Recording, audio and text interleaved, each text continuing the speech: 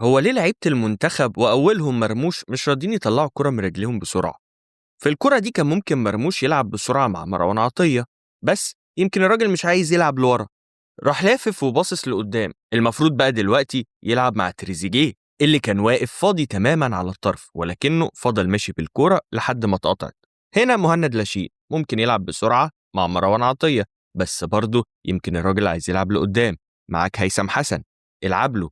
طيب هيثم حسن مش عاجبك؟ مرموش جري في ظهر الدفاع وفي مساحة تقدر تلعب له، بس لا، ده رجع لعب تاني لورا لمروان عطية بس في اللاشيء. الكرة دي مرموش وهو بيستلم شايف قدامه زيكو يقدر يلعب له من لمسة واحدة. طيب لف، أول ما لف بماركينيوس كان ممكن برضه يحطها في مساحة لزيكو، ولكنه لمسها لمسة زيادة وخدنا فاول ما استفدناش منه أي حاجة.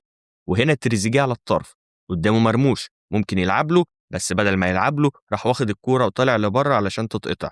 وهنا مرموش جنبه مهند ممكن يلعب له بسرعة. طيب فضل ان هو يجري بالكرة ويروح واحد على واحد، انت مع ماركينيوس ممكن تاخده على الطرف بسرعة. راح حاطط الكورة لجوه بين اتنين لعيبة من البرازيل علشان يقطعوا منه الكورة عادي خالص. ومرموش كمان مرة يقدر يلعب لتريزيجيه بسرعة، بس برضه فضل محتفظ بالكورة ودخل في الواحد على واحد. وبعد ما كسب المعركة كان ممكن تاني يلعب لتريزيجيه مرة واتنين، بس هو واخد قرار ان هو هيشوط، وبالتالي راح سابق الكرة اصلا وضاعت الهجمة برضه على منتخب مصر. التفاصيل الصغيرة دي هي اللي ممكن تكسبك او تخسرك ماتشات. كان معاك محمد ممدوح، وما تنساش اللايك والفولو.